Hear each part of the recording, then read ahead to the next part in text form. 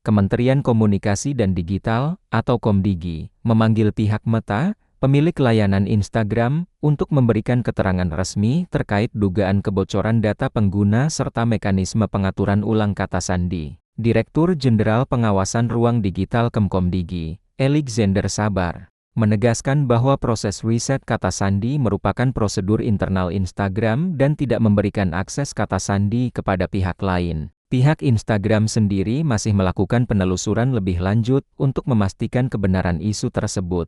Alexander menambahkan, tidak ada pihak manapun selain pemilik akun yang dapat mengakses kata sandi pengguna. Dan sejauh ini tidak ditemukan indikasi penyalahgunaan fitur reset password oleh pihak eksternal. Pemanggilan Meta ini dilakukan sesuai kewenangan Komdigi berdasarkan Peraturan Pemerintah Nomor 71 Tahun 2019 tentang penyelenggaraan sistem dan transaksi elektronik.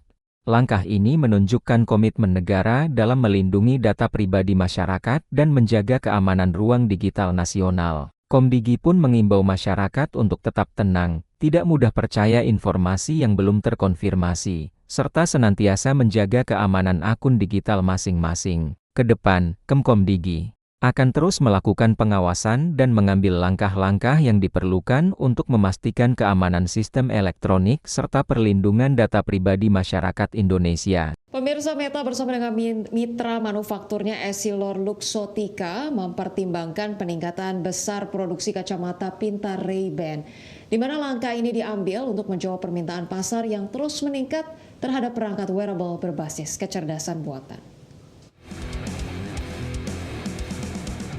Meta dan Essilor Luxottica dikabarkan tengah mempertimbangkan untuk mengadakan produksi kacamata pintar Ray-Ban. Menurut laporan Bloomberg pada Rabu 14 Januari 2026, kapasitas produksi ditargetkan meningkat menjadi 20 juta unit per tahun. Peningkatan produksi dinilai sebagai respon atas permintaan pasar yang semakin kuat. Saat ini Meta dan Essilor Luxottica disebut sudah hampir mencapai target produksi awal sebesar 10 juta unit. Jika permintaan terus meningkat, kapasitas produksi diperkirakan masih bisa ditingkatkan hingga 30 juta unit per tahun.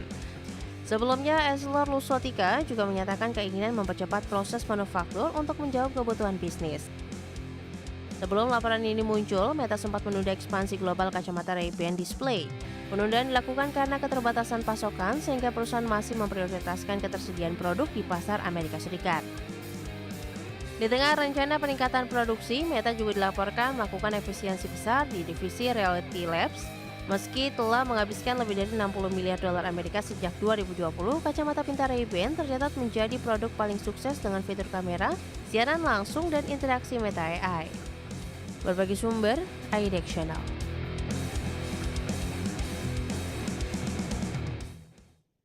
Presiden Nintendo Shuntaro Furukawa menyatakan kenaikan harga RAM global saat ini belum berdampak langsung pada kinerja keuangan perusahaan. Iya, namun Nintendo tetap mengawasi perkembangan biaya komponen di tengah ketidakpastian ekonomi global.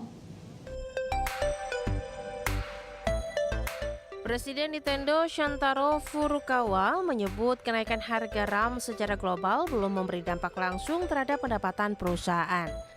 Pernyataan ini disampaikan dalam wawancara yang dilansir PC Make pada Rabu 14 Januari 2026.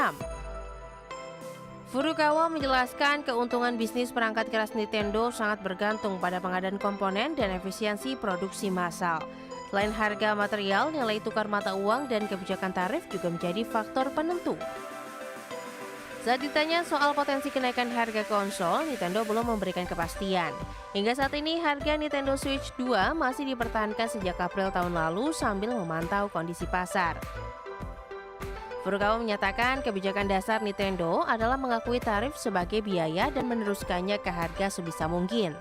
Kebijakan ini berlaku tidak hanya di Amerika Serikat tetapi juga pasar global. Nintendo saat ini berupaya menjaga momentum perangkat baru di tengah resiko ekonomi dan kenaikan biaya komponen. Sejumlah analis menyarankan konsumen mempertimbangkan pembelian lebih mahal mengingat pesaing seperti PlayStation dan Xbox sudah menyesuaikan harga. Berbagi sumber, IDEX Channel. Kembali bersama kami, pemirsa. Federasi Guru Amerika Serikat atau American Federation of Teachers memutuskan untuk meninggalkan platform media sosial X. Iya, keputusan ini diambil menyusul maraknya penyebaran gambar buatan AI yang dinilai membahayakan perempuan dan anak-anak.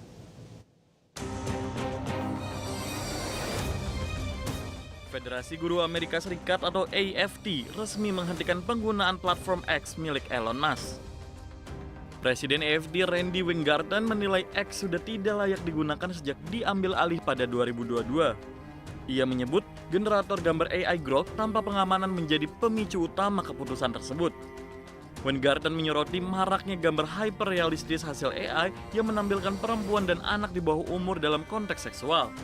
Ia menyebut platform tersebut dipenuhi ekstremis, disinformasi, dan propaganda. Hingga kini, pihak X belum memberikan tanggapan resmi atas keputusan AFD. Adapun, pada 14 Januari 2026, akun pribadi Weingarten dan akun resmi AFD akan dinonaktifkan, di mana AFD mewakili sekitar 1,8 juta pekerja pendidikan dan merupakan salah satu serikat terbesar di Amerika Serikat. Weingarten menegaskan, keputusan ini diambil demi melindungi anak-anak dan menetapkan batasan etis dalam penggunaan teknologi AI. Berbagai sumber, IDX Channel.